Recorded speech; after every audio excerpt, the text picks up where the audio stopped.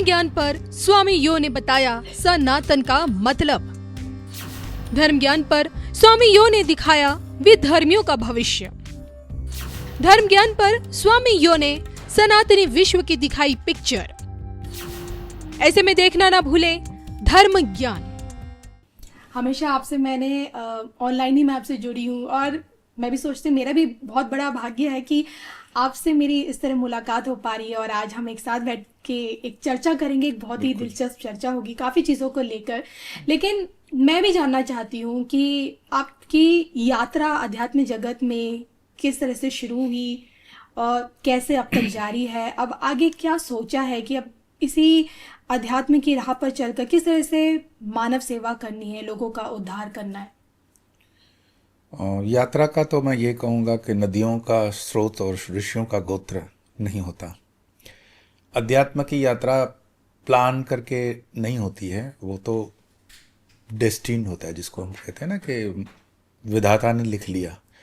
तो कभी आप देखते हो कि राजघराने में पैदा हुई मीरा भी गलियों में भजन गाती हुई मिलती है आपको जी। और अक्सर जितने भी साधु संत होते हैं वो कोइंसिडेंट नहीं होता, इट्स अ कॉस्मिक प्लान और वो उसकी डेस्टिनी तय कर लेती है। इरेस्पेक्टिव आप कौन से परिवार में हैं, कौन से परिवेश में हैं, वो जब आवाज़ देता है तो आपको निकल जाना होता है, चल यात्रा प्रारंभ होती। तो मेरी यात्रा का मैं कहूँगा ठीक है, मैं जिस परिवार से पूर्व के आश्रम के मेरा परिवार है वो एक ट्रेडिशनल, हम लोग ब्रह्मचर्य ग्रस्त वानप्रस्थ और संन्यास इन परंपराओं को मानने वाले हैं। और मेरी एक, मैं अगर स्मरण करूं तो 8वीं मतलब नंबर की पीढ़ी मानी जाएगी। मेरे दादा परदादा हमेशा से, जिसको हम कहते हैं ना ब्रह्मचर्य ग्रस्त वानप्रस्थ और संन्यास, तो मेरे पिताजी का भी एक राइट टाइम पर संन्यास ग्रहण हुआ। और अब मैं अपने परिवार में जो हम भाई बहन रहे तो उसमें से ये सौभाग्य मुझे प्राप्त हुआ। कोई फोर्स नहीं होता है इसमें, बट हम इस ट्रेडिशन को मानते हैं। जैसे अग्निहोत्र पालन करने वाले कुछ लोग अभी भी इस धरती पर हैं, अग्निहोत्र, इसी तरह ब्रह्मचर्य ग्रस्त वानप्रस्थ और संन्यास परंपरा को पालने वाले भी कुछ हजार लोग अभी भी धरती पर हैं। और मुझे सौभाग्य है इस चीज़ का कि अत्रि गोत्र के अंदर हम इसका निर्वाह कर रहे हैं और उसमें से मैं आपके सामने हूँ। ऐसे में सबसे अध्यात्म की सबसे बड़ी खूबसूरती क्या आपको लगी? अध्यात्म की खूबसूरती नहीं है, अध्यात्म ही खूबसूरत है। अध्यात्म को छोड़ करके और कुछ भी वास्तविकता नहीं है। जैसे मानो पीने के लिए आपके पास कई पेयजल हो सकते हैं, कई कोल्ड ड्रिंक्स हों, दूध हों, लेकिन जो प्यास आपकी जल तृप्त करता है उसका सब्स्टिट्यूट नहीं है जी। तो जीवन के इस रण में जो अमृत है वो अध्यात्म है। आपको देर सवेर, इस जन्म नहीं अगले जन्म, कभी ना कभी इस यात्रा में आना ही पड़ेगा। और हम सब की नियति वही है, एक दिन आना है। सिर्फ होश में आ जाना है कि what is the purpose of my life, मैं कौन हूँ, मेरा जन्म क्यों हुआ है, why am I, from where am I, till when am I. तो ये जो क्वेश्चंस होते हैं ना, तो उसमें से पहला तो यही है कि मैं कौन हूँ, हु एम आई। तो आपकी यात्रा प्रारंभ हो गई। अगर ये वास्तव में आपने प्रश्न अपने से पूछ लिया, उसी का चिंतन, मैं ध्यान नहीं कहूँगा, ध्यान बहुत डिफिकल्ट चीज़ है, पर इसी का चिंतन कर लिया, कंटेम्पलेशन ऑफ माइंड, तो आपको मान लेना कि मार्ग मिलना प्रारंभ हो गया, आपकी जर्नी स्टार्ट हो गई। तो क्या हम ये माने जो आध्यात्म का जो दायरा है उसका कोई दायरा नहीं है, ऐसा नहीं कि सिर्फ ये हिंदुस्तान तक ही है, ये तो फिर ऑल ओवर द वर्ल्ड होना चाहिए। और शायद यही वजह है कि शायद विदेशी लोग अब अध्यात्म की ओर बढ़ते जा रहे हैं, खींचे चले आ रहे हैं। विदेशी पहले भी थे, ऐसी बात नहीं है कि अभी तो मीडिया है इसीलिए हम जानते हैं कि विदेशी, बट आप जानते हैं कि कैंची धाम में जो कृष्णदास और रामदास जी आए थे, अंग्रेज है ना, वो तो बिल्कुल अलग वेशभूषा वाले लोग थे। और बाबा ने जब उनको देखा तो वो तो हरे रामा हरे कृष्णा की जो वो धुन गा रहे थे, तो वो बिल्कुल अंग्रेजी स्वाद के अनुसार उनका था। फिर भी उन्होंने कहा नहीं, ये गाएंगे। और आज आप उनको देखते हो कितने अवार्ड्स और ये सब मिले, सम्मान मिला, प्यार मिला। और न जाने कितने और हज़ारों लोगों के मैं नाम लूँ जो विदेशी मूल के हैं, अंग्रेज़ हैं, क्रिश्चियन परिवारों में पैदा हुए, लेकिन उन्होंने जब सनातन को अपनाया तो पूर्ण रूपेण अपनाया। और इसका अगर मैं इतिहास के अंदर नोटेड एक नाम लूँ तो सिस्टर निवेदिता, स्वामी विवेकानंद की शिष्या, जी। बिल्कुल आयरिश क्रिश्चियन है वो, लेकिन जब गुरु के प्रति समर्पण किया, विवेकानंद जी ने उनको बहुत समझाया कि भारत बिल्कुल धूल भरा एक देश है, वहाँ के मौसम हार्श हैं, तुम रह नहीं पाओगी, हमारी व्यवस्था नहीं है, गुलाम देश है। उस समय गुलाम था तो बहुत मुश्किल होगा। लेकिन सिस्टर निवेदिता ने, हम भगनी निवेदिता जिसको कहते हैं, बोले नहीं मैं गुरुदेव आना चाहती हूँ। और वो कभी फिर भारत से वापस नहीं लौटी। उनकी जो अंतिम दिनों की यात्रा है वो बड़ी दयनीय रही, क्योंकि भारतीय हम लोग थोड़े रूढ़िवादी हैं, हम स्वीकार नहीं करते हैं बाहर वालों को, है ना। तो वो परेशानियां भी उनके जीवन में कई रही अपने जीवन में, पर फिर भी वो कभी सनातन को छोड़ करके नहीं गई। तो ऐसे हजारों में एग्जाम्पल बता सकता हूँ, और ये कई हजारों सालों से हैं। जो रसखान आप देखते हो, ये तो मूल के सनातनी नहीं है, वृंदावन में जिनकी समाधि है। हमने कभी कन्वर्जन में विश्वास नहीं रखा, हमने धर्मांतरण नहीं किया। और मैंने कई संतों के ये श्रीमुख से सुना है। जब मैं कनाडा और अमेरिका में चल रहा था, यूरोप वगैरह में मैं रहा, तो मठ मिशन के अंदर, रामकृष्ण मठ मिशन के अंदर कई क्रिश्चियन आते थे, बोलते we want to be Hindu. तो स्वामी कहते थे कि we don't convert as such कोई हिंदू। हिंदू जो है एक मन से आपका अपनाया हुआ विचार है। तो भारत के अंदर भी जितने हैं ये हम भारतीय, वो उस संस्कृति, उस सनातन के विचार से इतने जुड़े हुए हैं, उसमें हमें कोई ज़रूरत नहीं पड़ती कि उसको कोई विधिवत मुंडन करवा दो या ये करवा दो, वो कन्वर्जन होगा तो वो हिंदू है, नहीं तो नहीं है। नहीं नहीं, आपने ज़रा सा विचार पकड़ लिया, राम को पकड़ लिया, श्याम को पकड़ लिया, राधा जी को पकड़ लिया, सनातन में आ गए। तो हज़ारों सालों से ये हो रहा है, ये धारा चलती भी रहेगी। हर इंसान सनातन की अपनी अपनी परिभाषा देता है, लेकिन आपके लिए वन वर्ड में सनातन की डेफिनेशन क्या है?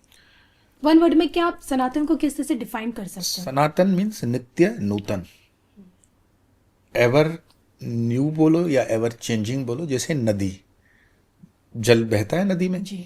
तो आप नदी की तरफ जब देखती हो तो आप क्या बोलते हो, ये नदी है, पर वास्तव में वो नदी है नहीं, वो नदी हो रही है। आपने जिस जल की बूंद को देखा वो तो 100 मीटर आगे निकल गई। जी। तो नदी जो देखी वो 100 मीटर वाला वो जल का पैच नदी थी, या अब जो देख रहे हो वो नदी तो हो रही है, सतत जल बह रहा है। सनातन था, सनातन है, और सनातन ही रहेगा। बाकी जो भी है वो दर्शन है, धर्म मात्र सनातन है। और हजारों हजारों साल से इस पृथ्वी पर मानव जाति को जो भी मिला है, चाहे वो महाभारत काल भी क्यों ना हो, आज के दर्शन जब कहीं पे एग्जिस्टेंस में नहीं थे, अस्तित्व में नहीं थे, तब भी सनातन था। ये दर्शन फिर से एक दूसरे से लड़ेंगे मरेंगे, फिर भी सनातन रहेगा।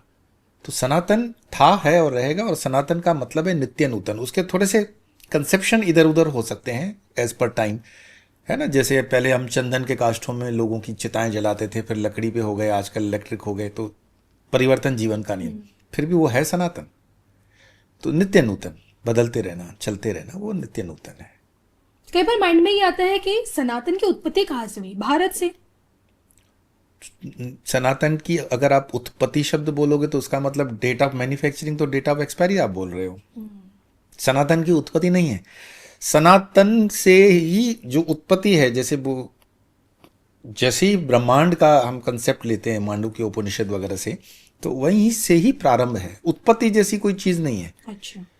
ये वो मतलब सत्ता है जो थी, जो है, जो रहेगी, जो वास्तविक है, उसको हम सनातन मानते हैं। सनातन किसी शक्ल का, फेज का या फोटो का मोहताज नहीं है।